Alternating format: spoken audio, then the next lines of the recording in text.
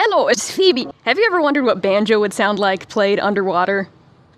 Probably not, but we're gonna find out today anyways, thanks to this fully submersible, waterproof banjo.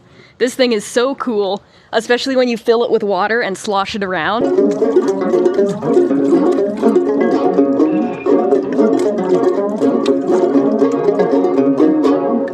But I want to hear what it sounds like fully submerged, not just halfway in. Before we dive in though and actually submerge it, let's hear a bit about its construction from its creator, banjo genius Ben Greco, who actually happens to be right here. Hello, Ben. Yeah, so this one's a coconut and this is a gourd. Yeah. I'll just go bottom to top here.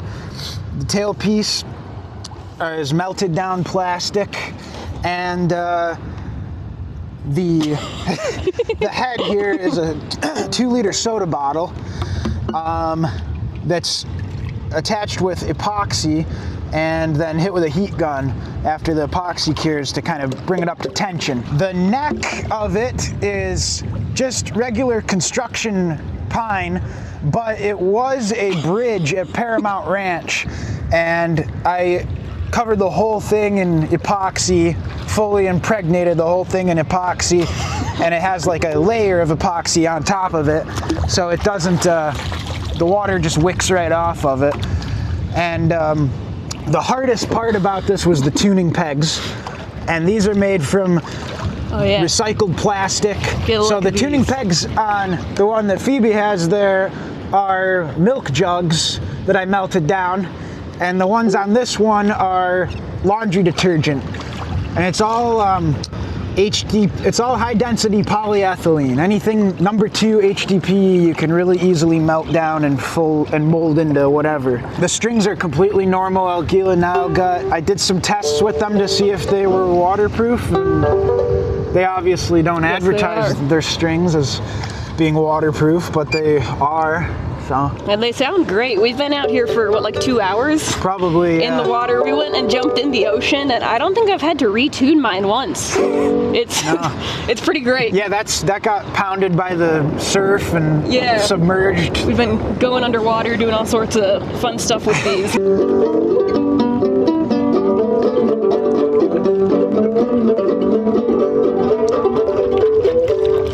Now, while we had a lot of fun in the lagoon, we didn't get the fully underwater shots we might have liked to get, because that lagoon was really nasty and the water was super murky. The other reason we didn't play fully underwater is that while this sounds great halfway submerged, like that sounds really cool, once you put the bridge under the water, listen to this. It immediately pretty much mutes anything you could hear above the water. Today my thought was, I could put a wireless clip-on mic in a plastic bag and actually put it in the banjo, and that would give us our best chance of picking up the audio underwater. I bought a really cheap set of wireless mics so that I don't risk killing my nice mics, and actually that worked out well because they have no gain control. Their gain is just maxed all the time. So they're gonna pick up as loud a noise as they can possibly pick up in this thing. So I think that will work to our advantage. And also, if the bag leaks, then we've only lost a $20 mic, not my nice mic. Okay, so this is the mic. It's in a plastic baggie. I'm putting a lot of trust in this plastic baggie. And now I'm going to drop it in the banjo. Alright, now I'm submerging the banjo. Here comes the water. So this is where the problem in this video began. Apparently the wireless mics can't transmit through water. Okay, so I'm seeing if you can hear it right now. Okay, so it's now full of air, and the banjo's about half full of water. Now we're gonna submerge it. Yep, it just straight up didn't work. So what we ended up doing was putting a phone in a waterproof bag and holding that up to the banjo. So here's a little comparison of me playing above the water, halfway in the water, and then fully underwater. Here's above the water.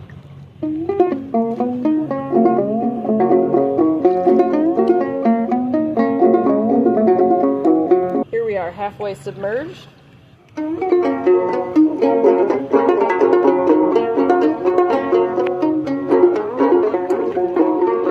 And here we are.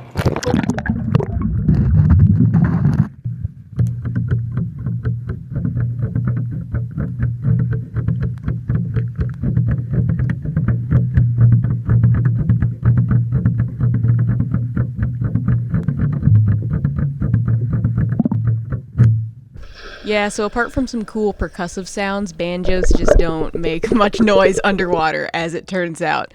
I tried some other mic tests in my little inflatable pool at home, and I didn't get many better results. I wrapped a lapel mic in cling wrap to waterproof it, and tried putting it in the banjo, on the banjo, under the banjo, in front of the banjo, and we didn't get anything other than that funky percussive thumping stuff.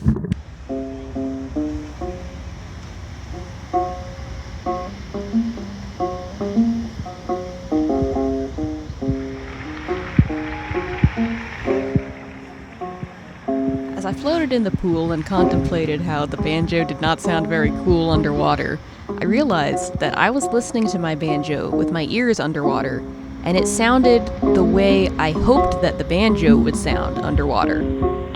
It was very cool and soothing and kind of echoey and ethereal, so that gave me an idea. What if I put the mic underwater and played the banjo half submerged in the water above it? Okay, this mic is going underwater.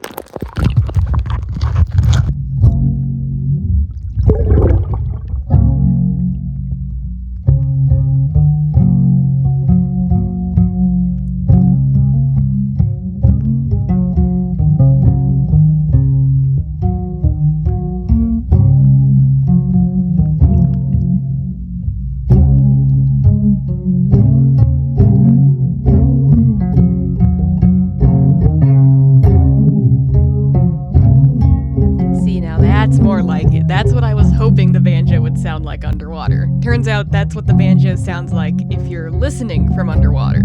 So I guess if I want to play a concert to some fish, then they're gonna have a great time ahead of them. But if a fish wants to play a concert to me, what am I talking about? I don't know. Anyway.